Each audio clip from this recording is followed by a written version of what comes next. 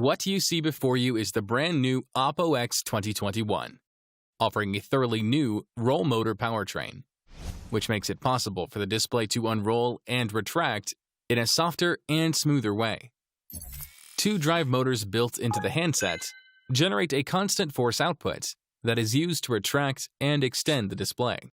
After numerous experiments and tests, OPPO's engineers settled on a 6.8mm diameter for the central axis, as the OLED display can flex, yet still return to its original form without a mark or crease. The display moves along this central axis, and the slider ensures it follows a smooth arc. OPPO developed the innovative 2-in-1 plate display support technology to support the screen and stop it from collapsing inward. When the display is retracted, the two support substrates come closer together to form a single surface. And when it is unrolled, one substrate slides out to support the display.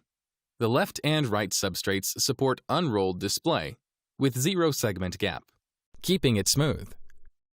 The increase in the overall thickness of the display affects the degree to which it can bend.